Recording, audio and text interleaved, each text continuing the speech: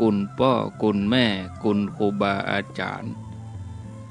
คุณศีลธรรมกรรมฐานจงมาปกห่มรักษาครูบาอาจารย์พระเจ้าพระสงฆ์ทุกรูป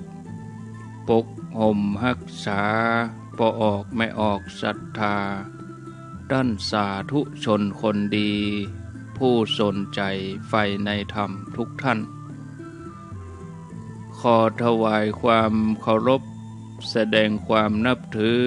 พระมหาเถระพระเถรานุเถระเจ้าคณะพระสังฆาธิการครูบาอาจารย์เจ้าที่เปิดวิทยุฟังอยู่ที่วัดที่ว่าเวลานี้เจริญปอนศรัทธาญาติโยมท่านสาธุชนคนดีทั้งหลายทุกท่านอรุณสวัสดิ์ธรรมสวัสดีสวัสดียามเจ้าศรัทธาญาติโยมท่านผู้ฟังทั้งหลายยินดีต้อนรับเข้าสู่รุ่งอรุณวันใหม่ปะกันเจ้านี้เป็นเจ้าของวันพัดพฤหัสบดี17มิถุนายน2564วันนี้เป็นวันพระเป็นวันศีลเดือน10เหนือขึ้น8ค่ำเดือน10เหนือขึ้น8ค่ำพร่ำว่าเป็นวันพระวันธรรมสวนะเวลา5:10 นาทีต่อไปนี้เชิญทุกท่านได้ร่วมกันสวดบทพระธรรมจักรปวัตตนสูตรแล้วก็แผ่เมตตาใหญ่เป็นประจำทุกเช้าตั้งแต่เวลา5:00เป็นต้นไปจันทร์ถึงศุกร์เว้นวันเสาร์กับวันอาทิตย์เชิญทุกท่านได้ไหว้พระเสียก่อนแล้วก็สวดธรรมจักรพร้อมกันตั้งอกตั้งใจเน้อญาติโยมท่านทั้งหลายอยู่บ้านอยู่จองอยู่ในรถอยู่ที่บ้านอยู่ที่ร้านอยู่ที่ไหนก็ปฏิบัติได้ทำจิตให้เป็นสมาธิแล้วก็ต้อมจิตต้อมใจดีๆสวดธรรมจักรปวัตตนสูตรอรหังสัมมาสัมพุทโธภควาพุทธังภควันตังอภิวาเทมิสวากขาโตภควตาธัมโมธัมมังนามัสสามิสุปฏิปันโนภควโตสาวกสังโฆสังฆังนามามิกราบ1กราบ2กราบ3กราบนึกถึงคุณพ่อคุณแม่ของเฮาเน้อกราบนึกถึงคุณครูบาอาจารย์นะโมตัสสะภะคะวะโตอะระหะโตสัมมาสัมพุทธัสสะนะโมตัสสะภะคะวะโตอะระหะโตสัมมาสัมพุทธัสสะนะโมตัสสะภะคะวะโตอะระหะโตสัมมาสัมพุทธัสสะพุทธังสรณังคัจฉามิธัมมังสรณังคัจฉามิสังฆังสรณังคัจฉามิทุติยัมปิพุทธังสรณังคัจฉามิทุติยัมปิธัมมังสรณังคัจฉามิทุติยัมปิสังฆังสรณังคัจฉามิตติยัมปิพุทธังสรณังคัจฉามิตติยัมปิธัมมังสรณังคัจฉามิตติยัมปิสังฆังสรณังคัจฉามิตั้งอกตั้งใจเน้อญาติโยมได้สวดธรรมจักรแล้วก็แผ่เมตตาใหญ่ใช้เวลาประมาณ30 นาทีตั้งแต่เวลานี้เป็นต้นไปเสร็จสัตว์เรียบร้อยแล้วเราก็มาฟังธรรมะกันขอเจริญพร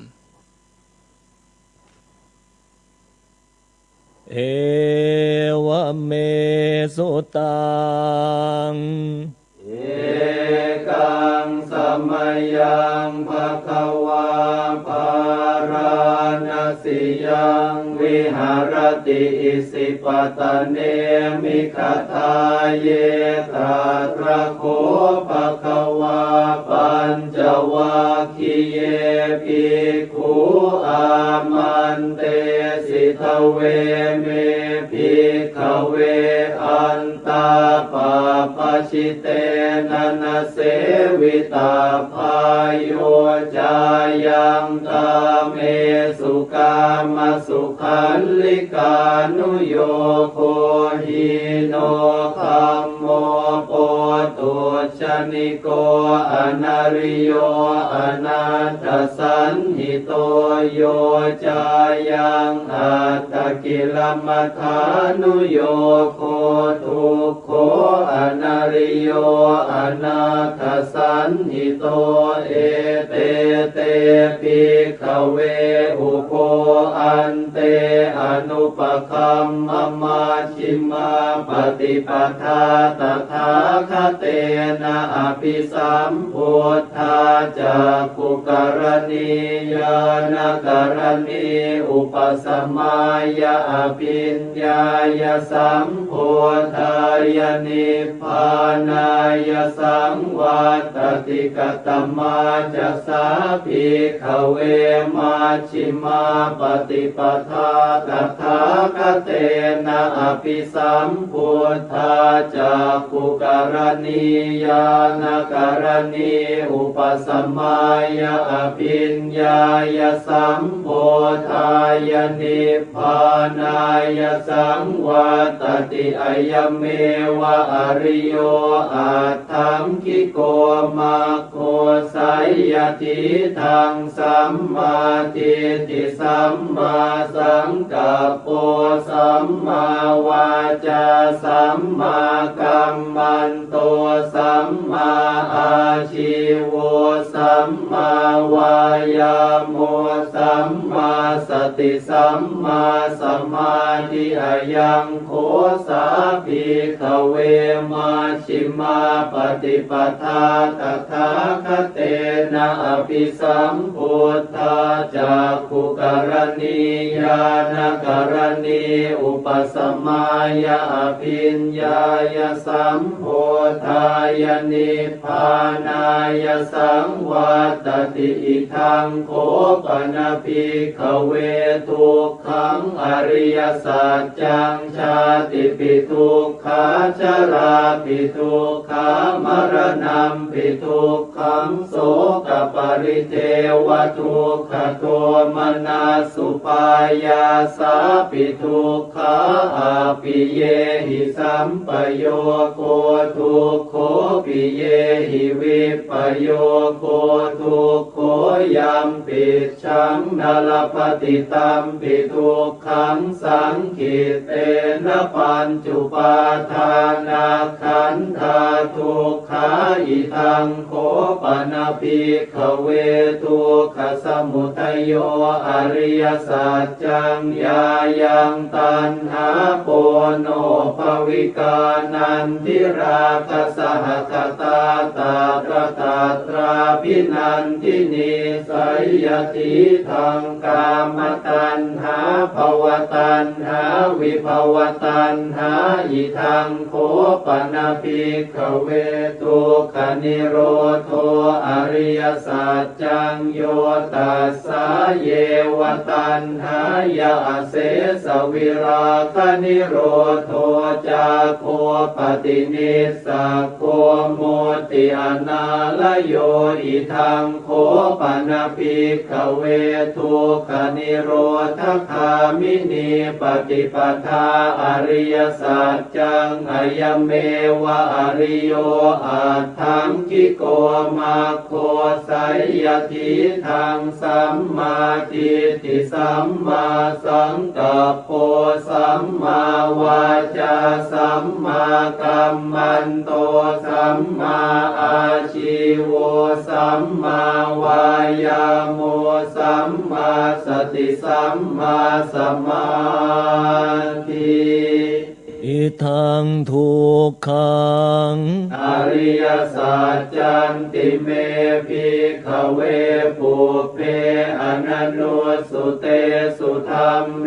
สุจักขุงอุทธปาทิญาณังอุทธปาทิปัญญาอุทธปาทิวิชชาอุทธปาทิอาโล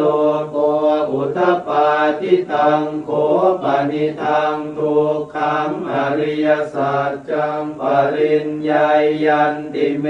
ภิกขเวปุพเพอนันโนสุเตสุธัมเมสุจักขุงอุทธปาทิญาณังอุทธปาทิปัญญาอุทธปาทิวิชชาอุทธปาทิอาโลโกอุทธปาทิตังโขปนิทังทุกขังอริยสัจจังปริญญาตันติเมภิกขเวปุพเพอนันโนสุเตสุธัมเมสุจักขุงอุทธปาทิญาณังอุทธปาทิปัญญาอุทธปาทิวิชชาอุทธปาทิอาโลโกอุทธปาทิอิทังทุกขสมุทัยโยอริยสัจจันติเมภิกขเวปุพเพอนันโนสุเตสุธัมเมสุจักขุงอุทธปาทิญาณังอุทธปาทิปัญญาอุทธปาทิวิชชาอุทธปาทิอาโลโกอุทธปาทิตังโขปนิทังทุกขสมุทัยโยอริยสัจจังปหาตัพพันติเมภิกขเวปุพเพอนันโนสุเตสุธัมเมสุจักขุงอุทธปาทิญาณังอุทธปาทิปัญญาอุทธปาทิวิชชาอุทธปาทิอาโลโกอุทธปาทิตังโขปนิทังทุกขสมุทัยโยอริยสัจจังปหินันติเมภิกขเวปุพเพอนันโนสุเตสุธัมเมสุจักขุงอุทธปาทิญาณังอุทธปาทิปัญญาอุทธปาทิวิชชาอุทธปาทิอาโลโกอุทธปาทิอิทังทุกขนิโรโธอริยสัจจันติเมภิกขเวปุพเพอนันโนสุเตสุธัมเมสุจักขุงอุทธปาทิญาณังอุทธปาทิปัญญาอุทธปาทิวิชชาอุทธปาทิอาโลโกอุทธปาทิตังโขปนิทังทุกขนิโรโธอริยสัจจังสัจฉิกาตัพพันติเมภิกขเวปุพเพอนันโนสุเตสุธัมเมสุจักขุงอุทธปาทิญาณังอุทธปาทิปัญญาอุทธปาทิวิชชาอุทธปาทิอาโลโกอุทธปาทิตังโขปนิทังทุกขนิโรโธอริยสัจจังสัจฉิกตันติเมภิกขเวปุพเพอนันโนสุเตสุธัมเมสุจักขุงอุทธปาทิญาณังอุทธปาทิปัญญาอุทธปาทิวิชชาอุทธปาทิอาโลโกอุทธปาทิอิทังทุกขนิโรธคามินีปฏิปทาอริยสัจจันติเมภิกขเวปุพเพอนันโนสุเตสุธัมเมสุจักขุงอุทธปาทิญาณังอุทธปาทิปัญญาอุทธปาทิวิชชาอุทธปาทิอาโลโกอุทธปาทิตังโขปนิทังทุกขนิโรธคามินีปฏิปทาอริ ยสัจจังภาเวตาพันติเมภิกขเวปุเพอนันโนสุเตสุธรรมเมสุจักขุงอุทปปาทิญาณังอุทปปาทิปัญญาอุทปปาทิวิชชาอุทปปาทิอาโลโกอุทปปาทิตังโคปนิทังทุกขนิโรธคามินีปฏิปทาอริยสัจจังภาวิตันติเมภิกขเวปุเพอนันโนสุเตสุธรรมเมสุจักขุงอุทปปาทิญาณังอุทปปาทิปัญญาอุทปปาทิวิชชาอุทปปาทิอาโลโกอุทปปาทิยาวกีวันจะเมภิกขเวอิเมสุจตุสุอริยสัจเจสุเอวันติปริวัตตังทวาทสาการังยถาภูตังญาณทัสสนังนสุวิสุทธังอโหสิเนวตาวาหังภิกขเวสเทวเกโลเกสมาระเกสพรหมเกสสมณพรหมนิยาปชายสเทวมนุสายอนุตตรังสัมมาสัมโพธิงอภิสัมพุทโธปัจจัญญาสิงยโตจะโคเมภิกขเวอิเมสุจตุสุอริยสัจเจสุเอวันติปริวัตตังทวาทสาการังยถาภูตังญาณทัสสนังสุวิสุทธังอโหสิอัฏฐาหังภิกขเวสเทวเกโลเกสมาระเกสพรหมเกสสมณพราหมณิยาปชายสเทวมนุสายอนุตตรังสัมมาสัมโพธิงอภิสัมพุทโธปัจจัญญาสิงญาณัญจะปนเมทัสสนังอุทปปาทิอกุปปาเมวิมุตติอายมันติมาชาตินาติธานิปุนาภโวติอิธรรมโวจะภควาอัตตมนาปัญจวัคคียาภิกขุภควโตภาสิตังอภินันทุงอิมาสมิงจะปนวัยยาการณาสมิงพันยมาเนอายาสมโตโกนทัญญาสวิรชังวิตมลังธรรมจักขุงอุทปปาทิยังกินจิสมุทัยธรรมังสัพพันตังนิโรธธรรมันติปวัตติเตจะภควตาธรรมจักเกภูมิมาเทวาสัทธมโนสาเวสุงเอตัมภควตาภาลานาสิยังอิสิปตเนมิคทาเยอนุตตรังธรรมจักกังปวัตติตังอาปฏิวัติยังสมเนนวาพระมเนนวาเทเวนวามาเรนวาพระมุนาวาเกณจิวาโลกัสมินติภูมานังเอวานังสัทธังสุตวาจาตุมหาราชิกาเทวาสัทธมนุสาเวสุงจาตุมหาราชิกานังเทวานังสัทธังสุตวาตาวติงสาเท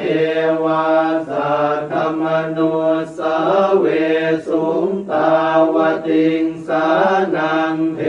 วานังสัทธังสุตวายามาเทวาสัทธมนุสาเวสุงยามานังเทวานังสัทธังสุตวาตุสิตาเทวาสัทธมนุสาเวสุง ตุสิตานังเทวานังสัทธังสุตวานิมมานรติเทวาสัทธมโนสเวสุงนิมมานรตินังเทวานังสัทธังสุตวาปรนิมมิตวสวัตติเทวาสัทธมโนสเวสุงปรนิมมิตวสวัตตินังเทวานังสัทธังสุตวาพระมกายิกาเทวาสัทธมโนสเวสุงเอตัมภควตาภาราณสิยังอิสิปตเนมิคทาเยอนุตตรังธรรมจักกังปวัตติตังอาปฏิวัติยังสัมมเนนวาพรหมเนนวาเทเวนวามาเรนวาพรหมุนาวาเกณจิวาโลกัสมินติอิติหะเตนะคะเนนะเตนะโมโหเตนะยาวะพรหมโลกาสัตโต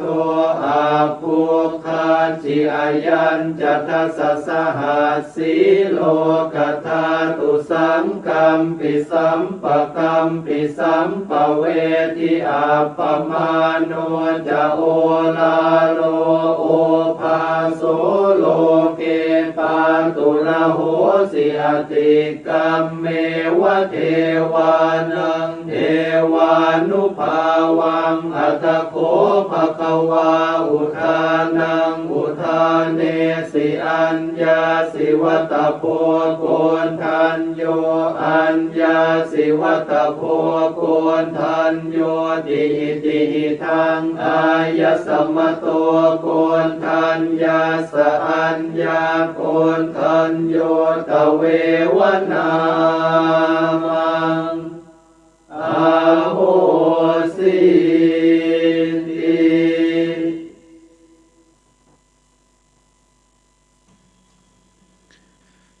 ญาติโยมท่านสาธุชนท่านทั้งหลายทุกท่านได้สวดธรรมจักกัปปวัตตนสูตรเป็นที่เรียบร้อยตอนนี้ไปเชิญทุกท่านได้ตั้งอกตั้งใจร่วมกันสวดบทแผ่เมตตาใหญ่บทสวดมนต์เมตตาพรหมวิหารเนื่องจากว่าวันนี้เป็นวันพระวันศีลตยตื่นเจ้าขึ้นมาเขาก็นำธรรมะเข้าสู่จิตสู่ใจแล้วก็ไหว้พระสวดมนต์แผ่เมตตาเพื่อเป็นการต้อมจิตต้อมใจของเฮาให้เป็นบุญเป็นกุศลตลอดทั้งวันแล้วจากนั้นเฮาก็มาฟังธรรมะเพื่อจะชำระจิตใจให้สะอาดบริสุทธิ์โดยบุญด้วยกุศลที่ญาติโยมทุกท่านทุกคนได้ประพฤติปฏิบัติได้ทำกันตลอดทั้งวันนี้ขออนุโมทนาทุกท่านเมตตาพรหมวิหารภาวนาโดยย่อเอวัมเมสุตังเอกังสมัยยังภควาสาวัตติยังวิหารติเชตวเนอนาถปิณฑิกาสอาราเมตตระโคภควาภิกขุอามันเตสิภิกขโวติภทานเตติเตภิกขุภควโตปัจจัสโสสุงภควาเอตทะโวจาเมตตายาภิกขเวเจโตวิมุตติยาอาเสวิตายาปาวิตายาปะมุริกตายาญาณิกตายาวั ตุกตายะอนุทิตายะปริจิตายะสุสมาราตายะเอกตัสสานิสังสาปาติกังคากตเมเอก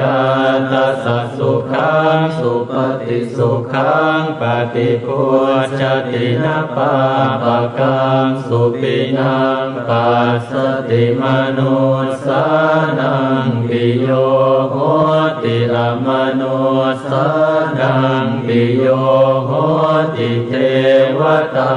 รักขันตินาสอาคิวาวิสังวาสัตตังวากรรมติตุวตังจิตตังสมาธิยติโมขวันโนวิปัสสิตติอาสัมโมละโหตรังกโรติอุตตริงอาปฏิวิชันโตธรรมโลกุปโคโหติเมตตายาภิกขเวเจโตวิมุตติยาอาเสวิตายาภาวิตายาภาหุริกตายายานิกตายาวาตุกตายาอนุทิตายาปริจิตายาสุสมาราตายาอิเมเอกตัสสานิสังสาปาติกังคาติอนุทิโสปรณาเมตตาเจโตวิมุตติอาติโอติโสปรณาเมตตาเจโตวิมุตติอาติสิสาปรณาเมตตาเจโตวิมุตติกติหากาเรหิอนุติโสปรณาเมตตาเจโตวิมุตติกติหากาเรหิโอติโสปรณาเมตตาเจโตวิมุตติกติหากาเรหิติสาปรณาเมตตาเจโตวิมุตติปัญจหากาเรหิอนุทิโสปรณาเมตตาเจโตวิมุตติสัตตหากาเรหิโอติโสปรณาเมตตาเจโตวิมุตติทัสสะหากาเรหิติสาปรณาเมตตาเจโตวิมุตติกัตตเมหิปัญจหากาเรหิอนุทิโสปรณาเมตตาเจโตวิมุตติสัพเพสัตตาอเวราอภยาปัจจานิกาสุขีอัตตานังปริหารันตุสัพเพปานาอเวราอภยาปัจจานิกาสุขีอัตตานังปริหารันตุสัพเพปุตตาอเวราอภยาปัจจานิกาสุขีอัตตานังปริหารันตุสัพเพปุคลาอเวราอภยาปัจจานิกาสุขีอัตตานังปริหารันตุสัพเพอัตตภาวะปริยาปันนาอเวราอภยาปัจจานิกาสุขีอัตตานังปริหารันตุอิเมหิปัญจหากาเรหิอนุทิโสปรณาเม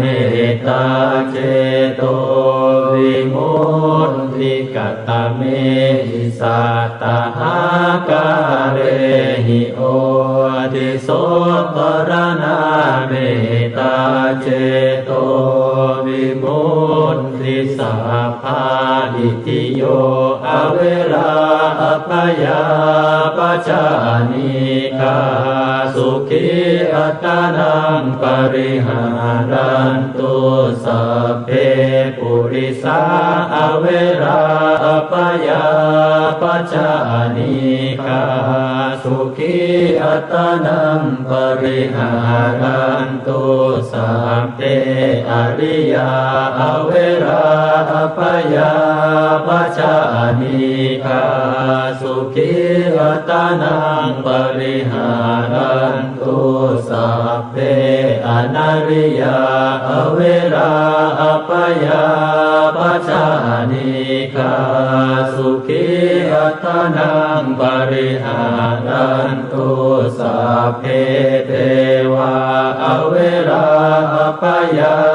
ปัจจานิกาสุขีอัตตานังปริหารันตุสัพเพมนุสาอเวราอัปปยาปัจจานิกาสุขีอัตตานังปริหารันตุสัพเพวินิปาติกาอเวราอัปปยาปัจจานิกาสุขีอัตตานังปริหารันตุอิเมหิสัตตหากาเรหิโอติโสปรณาเมตตาเจโตวิมุตติกัตตะเมหิทาสหากาเรหิติสาปรณาเมตตาเจโตวิมุตติสัพเพปุราติมายติสายสัตตาอเวราอัปปยาปัจจานิกาสุขีอัตตานังปริหารันตุสัพเพปัจฉิมายติสายสัตตาอเวราอัปปยาปัจจานิกาสุขีอัตตานังปริหารันตุสัพเพอุตตรายติสายสัตตาอเวราอัปปยาปัจจานิกาสุขีอัตตานังปริหารันตุสัพเพทักขินายติสายสัตตาอเวราอัปปยาปัจจานิกาสุขีอัตตานังปริหารันตุสัพเพปุราติมายาอนุติสายสัตตาอเวราอัปปยาปัจจานิกาสุขีอัตตานังปริหารันตุสัพเพปัจฉิมายาอนุติสายสัตตาอเวราอัปปยาปัจจานิกาสุขีอัตตานังปริหารันตุสัพเพอุตตรายาอนุติสายสัตตาอเวราอัปปยาปัจจานิกาสุขีอัตตานังปริหารันตุสัพเพทักขินายาอนุติสายสัตตาอเวราอัปปยาปัจจานิกาสุขีอัตตานังปริหารันตุสัพเพเหติมายติสายสัตตาอเวราอัปปยาปัจจานิกาสุขีอัตตานังปริหารันตุสัพเพอุปริมายติสายสัตตาอเวราอัปปยาปัจจานิกาสุขีอัตตานังปริหารันตุอิเมหิทัสสหกาเรหิติสายปรณาเมต าเจโตวิมุตติ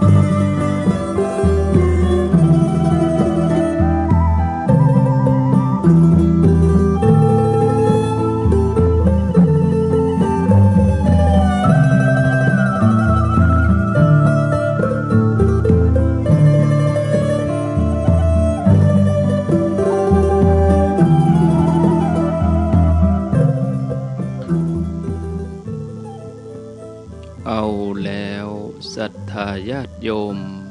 ท่านสาธุชนท่านผู้ฟังทั้งหลายทุกท่านได้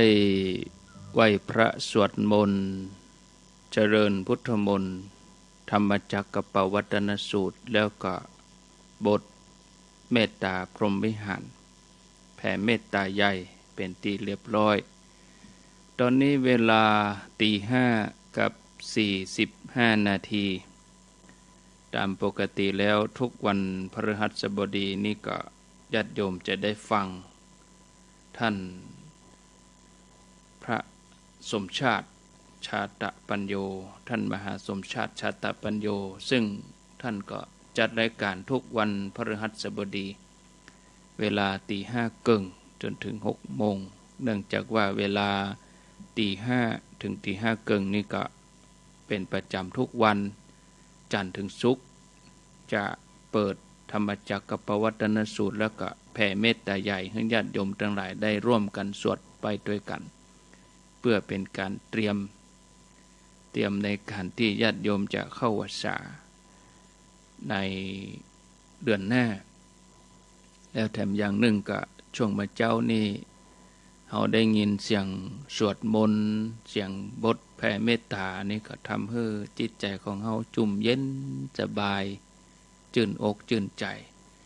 เวลาเหลือแหมน้อยก่อนที่จะฟังรายการมรดกธรรมเมืองวันนี้ก็วันพฤหัสบดีกับท่านพระมหาสมชาตินันทธรรมิโกเจ้าวาดวัดหนองยาวอำเภอเวียงป่าเป้าจังหวัดเชียงรายท่านก็จะมาแสดงธรรมให้ญาติโยมทั้งหลายได้ฟังเป็นประจำทุกวันพฤหัสบดีเวลา 6 โมงถึง 7 โมงทุกวันพฤหัสบดีเวลาที่เหลืออยู่นี้ก็จะนำนิทานมาเล่าให้ญาติโยมทั้งหลายได้ฟังนำเสนอเรื่องอานิสงส์ของศีลศรัทธาญาติโยมอานิสงส์ของศีลคือผู้ใดคบหากับสัตบุรุษย่อมได้รับอานิสงส์ของการคบหานั้นเพราะสัตบุรุษจักนำความเจริญมาสู่ดังเรื่องที่ปรากฏในชาดกเรื่องหนึ่งชาดกเรื่องนี้มีชื่อว่าศีลานิสังสะชาดกอานิสงส์ของศีลการละครั้งหนึ่งสมัยพระพุทธเจ้ากัสสปะในวันหนึ่งมีอุบาสกคนหนึ่งซึ่งสำเร็จธรรมเป็นโสดาบันอุบาสกคนนี้ได้โดยสารเรือไปค้าขายกับต่างบ้านต่างเมืองก็ไปโดยช่างตัดผมคนหนึ่งก่อนออกเดินทาง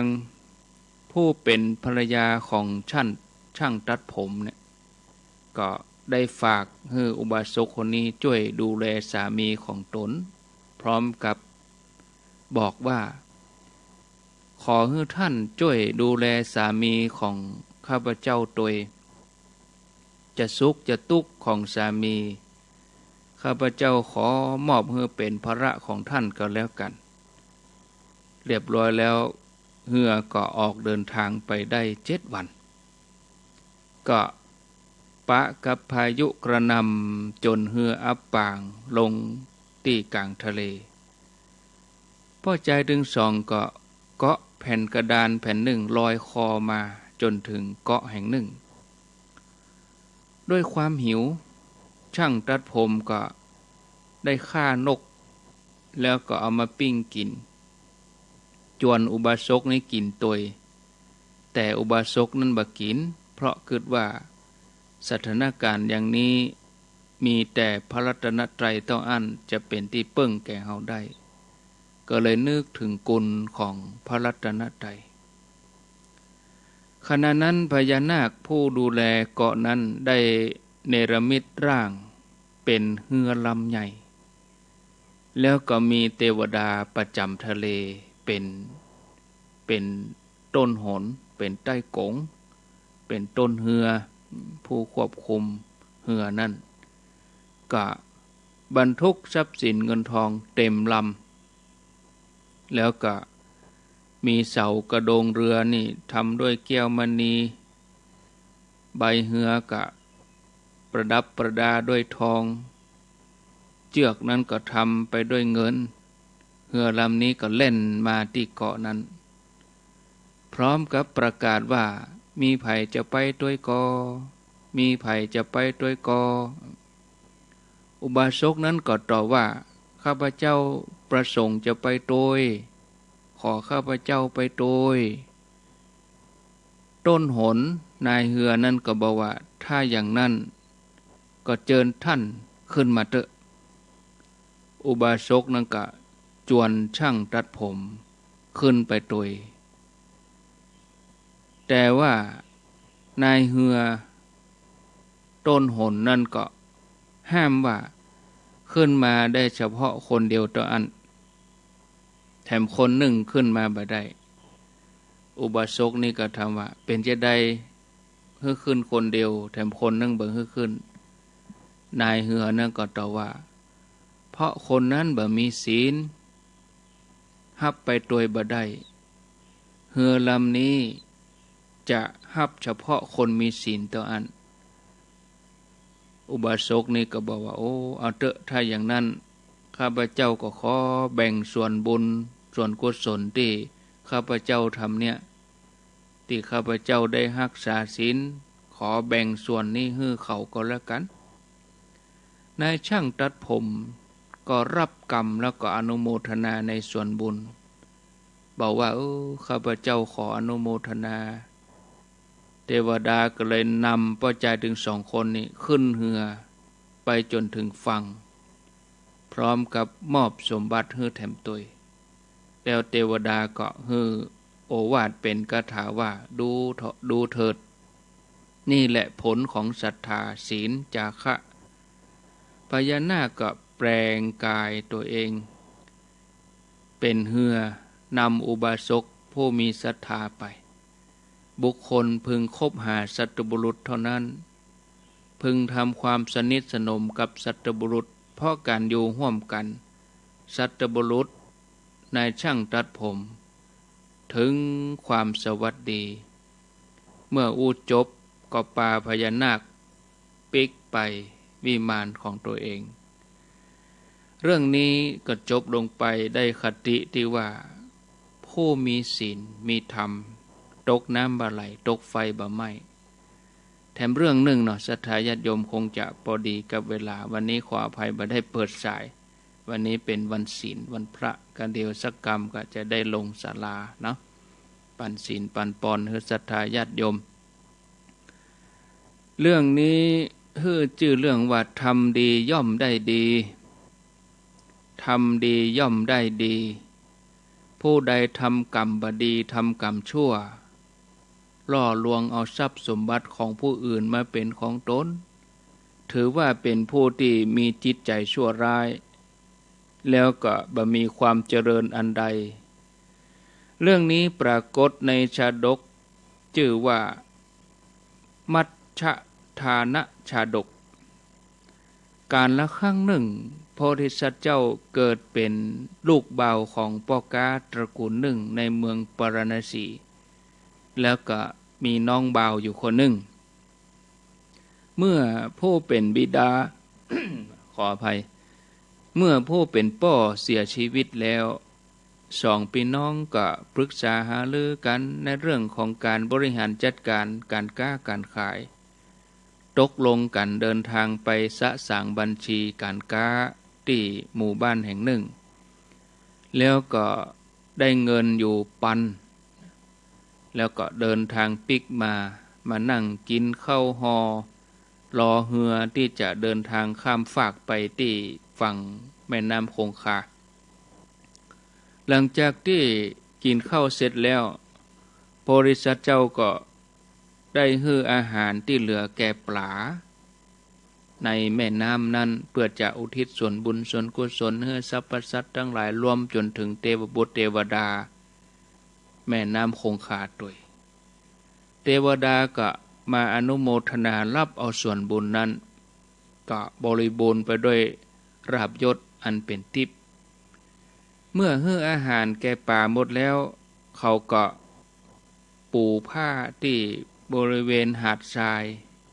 แล้วก็ล้มตัวลงนอนเผลอลับไปส่วนน้องบ่าวของเขานี่มีนิสัยเป็นหัวขโมยตั้งแต่น้อยนั่งคิดวางแผนที่จะฉกเอาทรัพย์ก็เลยห่อก้อนหินขึ้นห่อหนึ่งขนาดเท่ากับถุงห่อเงินเมื่อข้ามฟากมาถึงเขาก็ห้องไอ้บ่าวคนนี้ลุกขึ้นแล้วก็ฮื้อถือถุง2 ถุงขึ้นไปในเรือก่อนเมื่อเรือไปถึงกลางแม่น้ำเขาก็จะยะเรือนั่นไหวไปไหวมาโครงเคร่ง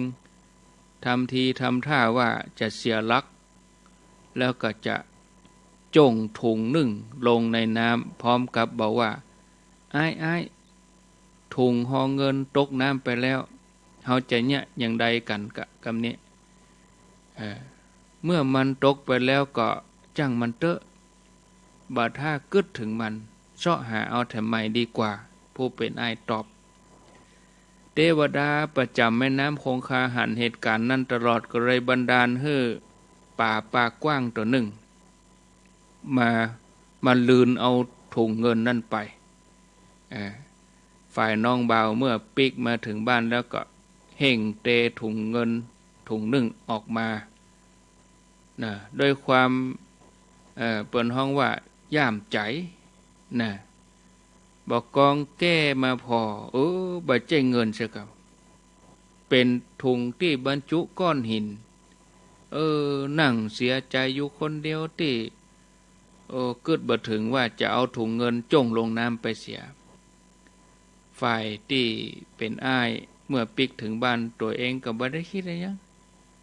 หลายวันต่อมาชาวประมงไปหาปลาก็ยับปลากว้างตัวนั้นได้แล้วเอาไปขายเอาปลาไปเอี่ยวขายเต็มกัดเต็มรีปลาสดตัวนี้ขาย1,700ไผสนใจเจ้าบ้านปลากันไข้หัวเข้าใส่ปลาอันอย่างมาแปลงแตะแปลงว่าก็เลยบะหมี่ไผซื้อบะหมี่ไผซื้อไปเขาก็เดินขายไปจนถึงประตูร้านของโพธิสัตว์เจ้าแล้วก็ได้เอิ้นห้องขายปลาอยู่หน้าร้านโพธิสัตว์เจ้าก็ออกมาพอปลาสนใจปลาตัวนี้ก็เลยถามว่าราคาเท่าใดอันนี้คนขายปลาก็ว่าข้าจะขายให้28 บาทเจ้าประมงนี่ก็ตอบโพธิสัตว์เจ้าก็เลยซื้อปลาตัวนั้นไปมอบให้ภรรยามาปรุงเป็นอาหารบอกกองภรรยาพาต้องปลาก็ปะถุงเงินก็เลยมอบให้โพธิสัตว์เขาก็เปิดพออันนี้มีกามีอย่างมีตำหนิจำได้หรอก็นึกแปลกใจอยู่คนเดียวว่าแปลก เจ้าประมงนี่ห้องขายป่าให้คนอื่นราคา 1,700 แต่มาขายให้เฮา28 บาทเฮาได้เงินคืนมาเพราะอันอย่างนี้เนี่ยขณะนั้นเทวดาก็ปรากฏร่างยืนอยู่ที่อากาศเทวดาก็บอกว่าเฮาเป็นเทวดาประจำอยู่ที่แม่น้ำคงคาท่านได้ให้อาหารปลาวันนั้นแล้วก็อุทิศบุญให้กับเฮาก็รับเอาบุญนั้นก็มอบทรัพย์ให้แก่ท่านที่เป็นอย่างนี้ก็เพราะว่าเป็นแผนการของน้องบ่าวท่านเองที่เกิดความโลภนะชื่อว่าความเจริญย่อมบังเกิดแก่ผู้ที่มีจิตคิดร้ายแก่ผู้อื่นแล้วก็เทวดาก็กล่าวเป็นคาถาว่าผู้ใดทำกรรมชั่วล่อลวงเอาทรัพย์สมบัติของพี่น้องและพ่อแม่ผู้นั้นจัดว่าเป็นผู้ที่มีจิตชั่วย่อมบ่มีความเจริญแม้แต่เทวดาก็บ่ได้ปกปักรักษากล่าวจบเทวดานี่ก็อันตรธานล่างหายแวบไปเรื่องนี้ก็จบลงไปญาติโยมได้คติว่าผลบุญกุศลจะช่วยหนุนผู้ที่มีจิตบ่ได้ประทุษร้ายแล้วก็จะได้รับของคืนแม้เทวดาก็ยกย่องสรรเสริญท่านจบญาติโยมอาตมาจบต่อไปก็ฟังท่านพระมหาสมชาติวัดหนองยาวต่อเนาะอาตมาลาไปก่อนเด้อโชคดีมีใจปะกันแต่ใหม่วันพุธแม่เจ้าเจริญพร